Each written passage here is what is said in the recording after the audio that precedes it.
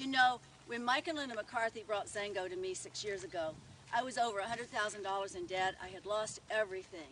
My personal residence, boat, vacation land, and I was living in the basement of my mom's house out in Gore, about 3 miles from the West Virginia line.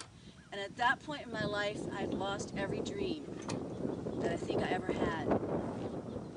At that point, once I figured out what Xango had and the vehicle that it was and the company that was multi-generational, that it would become, I decided to go to work. But even at that point, all I thought about, if I could just get past even, if I could just get all that debt paid off, if I could just get my parents out of that house with all the stairs and into a place that worked for them. And it happened. It happened over a period of a few years. Had this thing from the time I started in October 10th of '03, I had it to a 6-figure income in a year's time. And shortly afterwards moved my parents into a house that worked for them. And then I started dusting off the old dreams. Then my love of animals, the passion, and I'd always wanted an animal rescue and refuge area. And I had this love of my life, Ginger. She was a chocolate lab, and I've known her since she was 2 days old, and she died when she was 11 unexpectedly. And so I wanted her memory to live on because she was as beautiful from the inside as she was from the outside. And so I wanted this place called Ginger's Place. And that was years and years and years ago, but I had lost that dream, as so many people have today. You know, they've given up, they've settled. Well, what happened when I got the finances right for my family, what happened was I started dusting off those dreams. And then I started thinking about all the neglected and the abused animals. And of course at home, collected a few. You know, last year I've lost a couple of cats this year, but had 5 kitties and a dog, and except for a couple of them, they all adopted me, basically. And, you know, these animals here, they're neighbors of mine, and they're pretty well fed, and they're nourished. But there are so many animals in the world that aren't, and Xango does such a fabulous job of taking care of the children of the world. With our Xango Goodness Foundation, with the Operation Smile and all of that, we have such an impact with children all over the world. Well, I want to take care of the 4-legged children. And so that's what my passion is right now.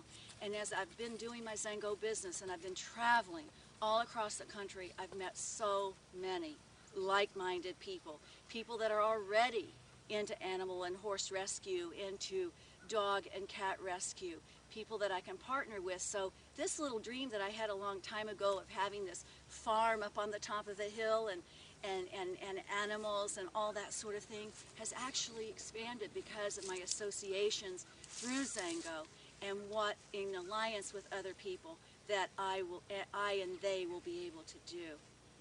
And guess what? Dreams just have a way of evolving and changing.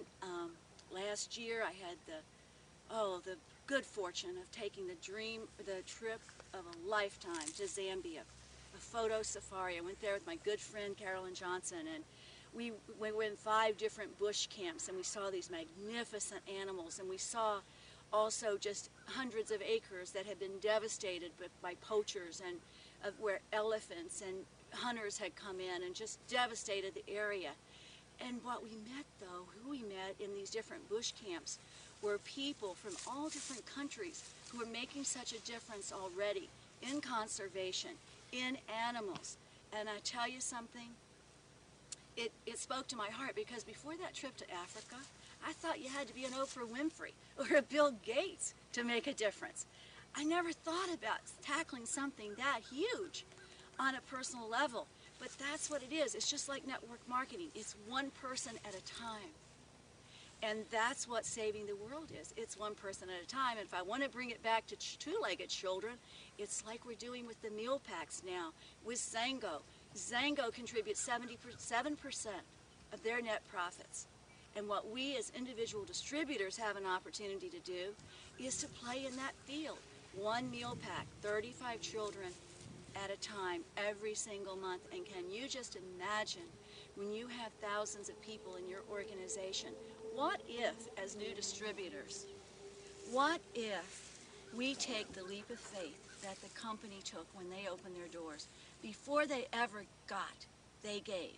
Before they ever made the first penny, they made a contribution to Operation Kids. Guys, what would happen to our personal businesses if before we ever made a penny, we added a meal pack to our monthly order? And what would happen if we encouraged that throughout the organization? And see, I've done that, and I'm encouraging that in my group. So I don't feel bad about my foundation that's going to live beyond me, the money from that going to the four-legged children. Because, guys, we're all children.